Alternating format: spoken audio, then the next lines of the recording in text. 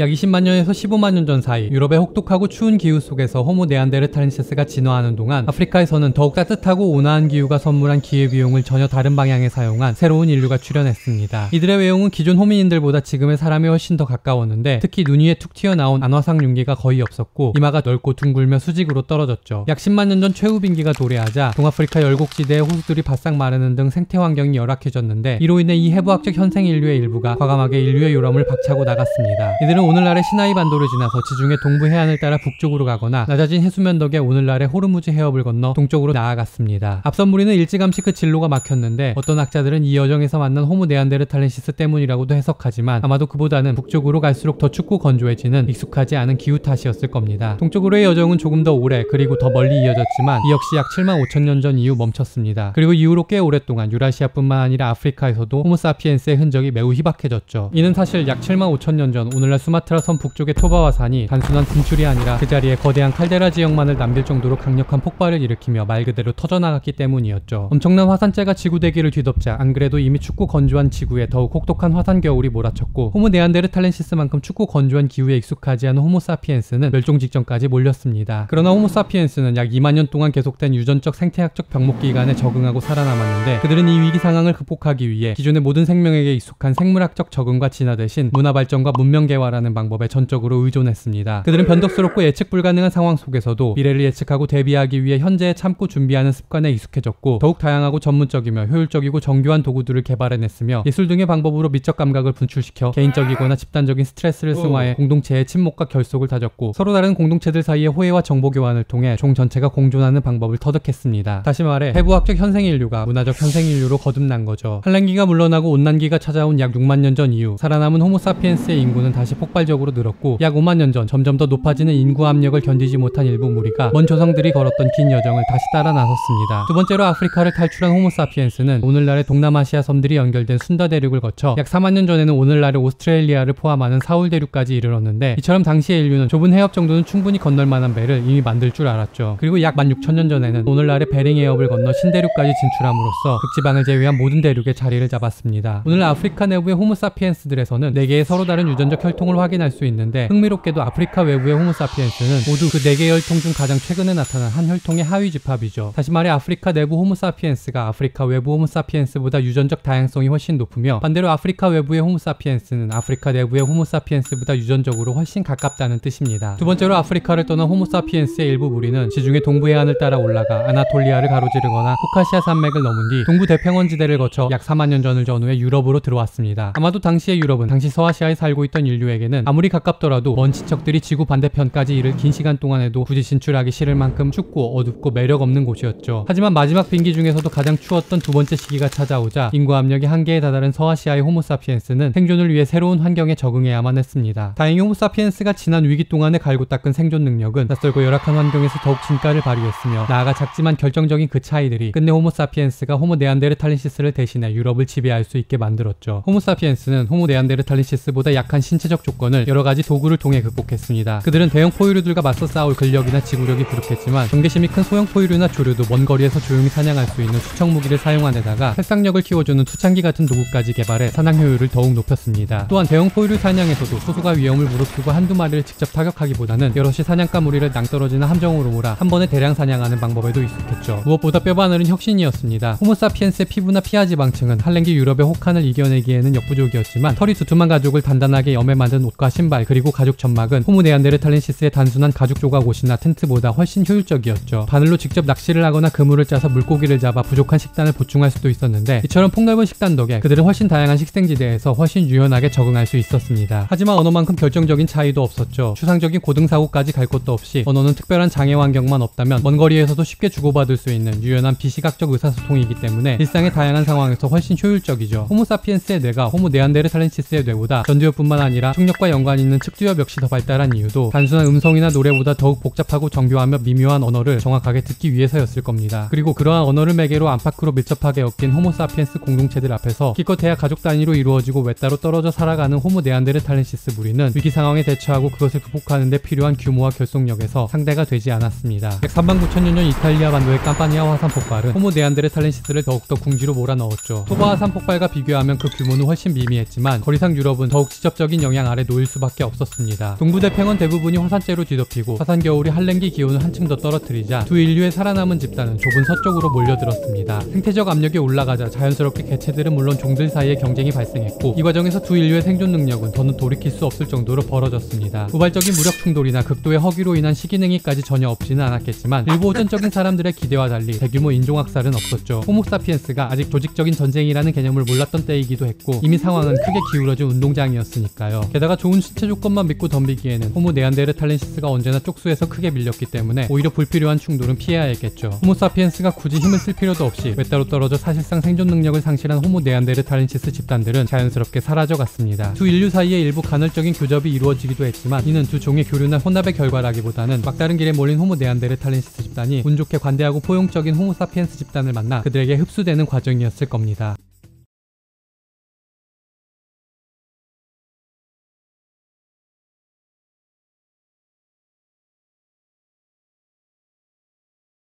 호모 네안데르탈렌시스의 멸종 이후 최후의 유일한 인류가 된 호모사피엔스 공동체들은 비록 나름의 견고한 문화를 이룩했지만 사실 이후 약 3만 년 동안 그렇게 급진적인 문화적 변혁이나 문명적 발전은 없었습니다. 인류는 호모 에렉투스 이래 늘 그랬듯 식물성 먹잇감의 수확철이나 동물성 먹잇감의 계절성 이동에 따라 떠도는 채집과 수렵 생활을 계속했죠. 당시 지구 기후는 지구에 생명이 출현한 이후로 가장 변덕스러웠기에 인류는 그 변화에 적응하기에도 벅찼습니다. 특히 기후변화의 여파로 털코킬이나 털코풀소 같은 대형 포유류 종들이 멸절했기 때문에 새로운 섭식 전략이 필요했죠. 물론 인류는 그 이전부터도 대형 포유류보다는 술록, 야생말, 오록스와 같은 중형 포유류들을 더 많이 사냥했지만 어쨌든 드문 시도라도 효율이 매우 높았던 대형 포유류 사냥이 완전히 불가능해진 이상 소형 포유류, 조류, 어류 그리고 다른 식물들을 통해 그 손실을 보충해야 했습니다. 후기 구석기 시대 유럽인들은 약 20명에서 100명 단위로 무리지어 계절마다 식량을 확보할 수 있는 곳으로 이동하고 야영했습니다. 그들은 상황에 따라 작은 공동체들이 모여 더 큰 공동체를 이루었고 큰 무리가 작은 무리로 나뉘어 흩어지기도 했죠. 공동체 안팎의 관계망에서 소속감을 표시하고 서로를 구분하기 위해 다양한 장식품이나 염료를 사용해 몸을 꾸미는 방식 등 미적 표현이 이루어지고 퍼졌으며 공동체 생활에서 점차 남녀의 신체 차이에 따른 역할 분담이 늘어나고 삶의 지혜를 앞서 터득한 노인들을 존중하며 나중에 공동체를 이끌고 종을 보존한 아이들을 보호했지만 후기 구석기 인류 공동체의 구성원들은 매장 형태나 부장품으로 미루어 보면 대체로 평등한 관계를 유지했습니다. 예술적 표현은 점차 섬세해졌는데 특히 유럽 후기 구석기 문명만의 특징적 요소인 동굴벽화도 꾸준히 만들어졌죠. 동굴벽화들은 점차 복잡해지고 의식적으로 발전한 장래의식과 더불어 사후 세계에 관한 관념과 종교의식의 발달을 추측해볼 수 있는 중요한 자료입니다. 그러나 이 사례에서도 여전히 전문적인 의뢰 담당자나 사제의 출현 그리고 그로 인한 계층 분화의 흔적은 뚜렷하게 나타나지 않죠. 고고학에서는 유럽의 호모사피엔스가 약 4만 년에서 약 1만 2천 년 전까지 이룩한 후기 구석기 문명을 크게 4시기로 세분합니다. 그러나 이 구분법이 결코 유럽 전체의 후기 구석기 문명을 모두 아우르지는 않는데 이 오랜 시기에 유럽 여러 지역에서는 각기 독특하면서도 서로 영향을 주고받는 여러 문화가 만들어지고 퍼져나갔습니다. 오리냐크 문화는 처음 유럽에 진출한 현생인류와 그들의 후손들이 빙기가 끝나가며 점차 따뜻해진 약 4만 3천 년에서 2만 8천 년 전 사이에 이룩한 생활 양식을 일컫는데 쇼베 동굴벽화나 사자인간 같은 후기 구석기 시대 최고의 예술작품 중 상당수와 현존하는 인류 최초의 악기인 뼈피리 등이 모두 이 문화의 산물이죠. 오리냐크 문화권에서는 이전까지 찾아볼 수 없었던 돌날이 있는 석기와 이전 시대보다 훨씬 많은 양의 골각기를 사용했는데 이러한 유럽의 신기술들은 점차 인류의 이주 방향을 거스르며 동쪽으로 파급되어 서아시아 지역까지 퍼져나갔습니다. 약 3만 3천 년에서 2만 6천 년 전 사이 유럽의 기후는 9월에 첫 얼음이 얼어 6월까지는 눈과 성해가 남아있었고 발트해와 북해 대부분이 빙하에 뒤덮여 있었죠. 이 시기에 다시 한번 동쪽에서 많은 무리의 현생인류가 유럽으로 이주해 왔는데 이 과정에서 시베리아에서 유럽 전역까지 넓게 퍼진 문화 양식을 그라베트 문화라고 부릅니다. 이 문화권은 워낙 넓은 영역에 펼쳐졌기에 지역적으로 매우 다양하지만 여러 지역에서 까다롭게 고른 재료들로 더욱 효율적으로 만든 소형 돌날 창촉 같은 도구들이 공통적인 특징이죠. 이후 현생인류가 점차 추위에 적응할수록 대규모의 인구 이동이 더욱 드물어졌고 이에 따라 여러 지역마다 특이하고 다양한 문화들이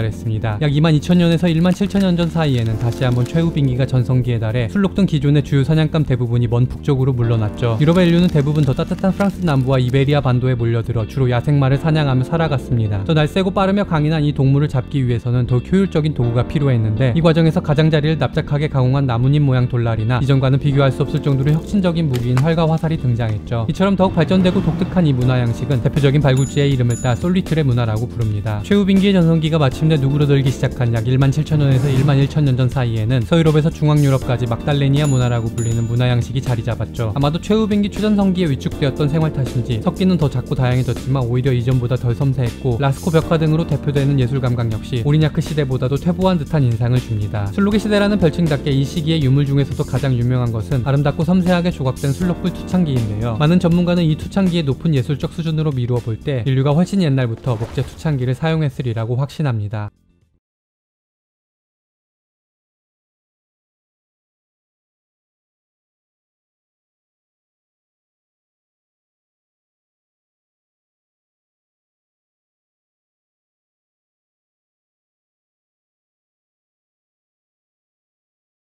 호모사피엔스는 어떻게 언어를 통해 공동체 구성원들의 소속감과 유대감을 다지고 결속력을 높이며 나아가 다른 공동체들과 정보를 교환하고 협력할 수 있었을까요? 언어 역시 이전 인류가 기나긴 사회적 진화 과정에서 얻은 결과물들을 바탕으로 그 기능을 발휘할 수 있었습니다. 우선 처음에는 불이 있었죠. 불은 무엇보다도 길고 추운 유럽의 밤에 낮 동안 할 수 없거나 미처 하지 못한 여러 활동을 가능하게 해주었습니다. 불의 사용 덕에 밤눈이 어두운 영장류인 사람은 하루의 시간을 더욱 길고 효율적으로 사용할 수 있게 되었죠. 불을 사용한 이후로 인류에게 밤은 더는 죽음과 공포의 시간이 아니라 삶과 생산의 시간이었습니다. 인류는 밤의 활동 시간을 공동체의 침묵과 유대를 위해 다양하게 활용했죠. 함께할 일거리조차 없거나 또는 적어도 시급한 일거리가 없을 때는 함께 모여 음악과 춤을 나누었을 겁니다. 하지만 음악과 춤은 비교적 많은 에너지가 필요하므로 그리 오래 그리고 자주 이루어지기 어려운 데다가 감정적이고 정서적인 공감을 넘어서 생각이나 의견을 나누거나 하나의 세계관을 공유하면서 얻을 수 있는 인지적인 유대는 제공하지 못하죠. 물론 불가에서 조곤조곤 나누는 대화가 그러한 한계를 보충할 수도 있습니다. 하지만 단순하고 일상적인 대화는 의외로 그 효과 범위가 상당히 좁죠. 보통의 대화는 대개 참가자가 3명만 넘어가더라도 집중도와 효율이 매우 떨어지므로 질적으로는 더 깊은 유대감을 제공할지 몰라도 적어도 양적으로는 웃음 이상의 효과를 일으키지는 못합니다. 하지만 소수의 전문적인 화자와 다수의 청자로 이루어진 대화 구조인 이야기는 그 효과가 훨씬 크죠. 이야기는 대화보다 많은 사람이 참여할 수 있을 뿐더러 복잡하고 다양한 언어적 표현과 문법을 사용해 전문적이고 효과적으로 구성되고 전달되며 청자의 흥미를 끌 수 있는 줄거리, 플롯, 인물, 세계관, 주제 등 서사 또는 스토리텔링의 주요 요소들이 갖춰져야 합니다. 탁월한 이야기꾼은 이 문법적 서사적 요소들을 활용해 공동체의 역사를 이야기로 엮어내고 과거를 역사적인 사실로 만들며 다시 그 사실을 기반으로 지금의 공동체를 설명해 현재에 보이는 세계와 과거와 미래에 보이지 않는 세계를 하나로 묶어내죠. 그리고 청자들 역시 그러한 언어와 사고로 이해하고 이야기 상황에 공감하며 화자와 상호작용할 수 있는 지적 수준을 갖춰야만 하죠. 아마도 약 5만 년 전 이후의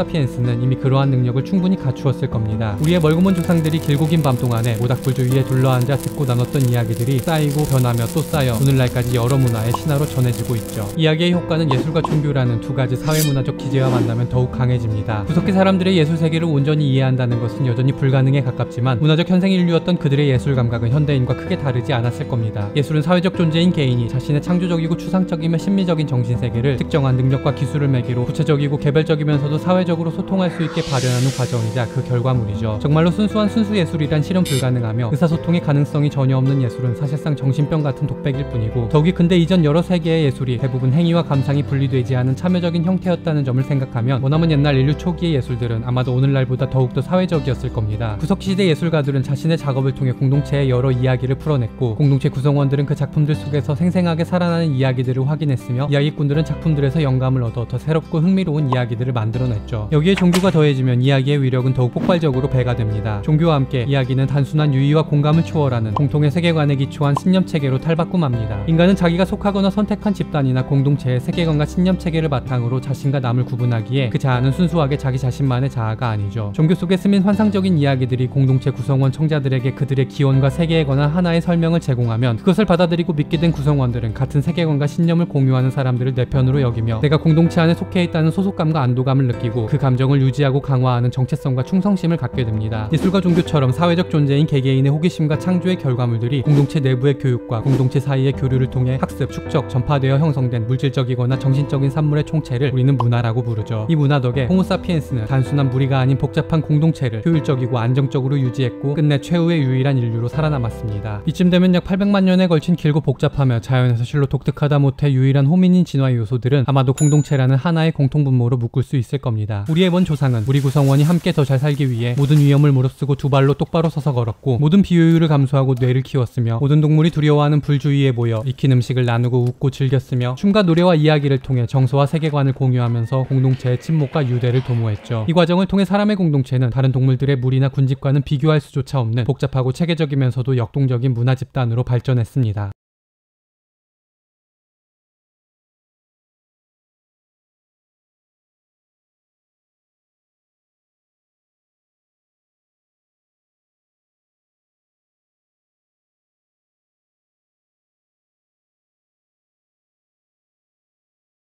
갈수록 인문학이 쓸모없고 무의미하다는 말이 점점 더 많아지는 것 같습니다. 인문학 지식은 그저 뜬구름 잡는 소리나 짓거리며 이 세계에 어떠한 실용적이고 생산적인 기능이나 이바지도 못한다는 거죠. 뭐 어찌 보면 사실 크게 틀린 말도 아니죠. 하지만 인문학의 핵심이 이야기와 세계관과 의미인 한, 그리고 그 이야기와 세계관과 의미가 사람의 진화와 공동체의 진보에서 핵심적인 요소인 한, 아마도 그런 지적과 비판은 인문학 자체보다는 지금 여기 인문학의 나태와 위선과 무능함을 향한 것일 테죠. 게다가 인문학을 비판하는 사람들이 무지하거나 인류 진화를 역행하는 것도 아닙니다. 오히려 어쩌면 그들은 그들 나름의 이야기와 세계관과 뜻과 의미로 사람 공동체가 더 나은 세계를 향해 한 걸음 더 전진하도록 북돋고 있을지도 모를 일이죠. 호미닌 진화의 결과들을 확실하게 부정하고 위협하는 사람들은 따로 있습니다. 바로 자신의 이익만을 추구하며 공동체의 유대와 침묵을 위한 약속, 규범, 윤리 등을 아무렇지 않게 무시하고 어기는 사람들이죠. 생물학적 심리적 이기심은 종의 진화와 문명 진보의 토대일지는 모르지만 정치, 경제, 사회적 이기주의는 언제나 모든 사람 공동체를 가장 큰 위험으로 내몹니다. 남들을 속이고 규칙을 무너뜨려 부당하고 불이한 이득을 취하는 짓은 절대로 똑똑하거나 지혜로운 행동이 아닙니다. 그것은 오히려 사회적 뇌가 덜 발달한, 그야말로 덜 떨어지고 멍청하며 무식한 전응아들의 행동이죠. 그렇다고 모든 사회적 전통과 규율에 늘 복종하고 헌신하면서 어떤 맥락에서든 수구적이거나 보수적이어야 한다는 말은 아닙니다. 전통을 존중하는 것과 전통만을 고수하는 것은 전혀 다르죠. 사람 공동체의 역사는 꽤 오래전부터 그처럼 덜 떨어지고 멍청하며 무식한 자들이 만들어낸 많은 부조리와 부정의 역시 유지하고 발전시켜 왔으니까요. 그리고 그러한 부조리와 부정의는 아마도 인류가 완전히 한 곳에 정착해 농사를 짓던 때부터 본격적으로 시작되었을 겁니다.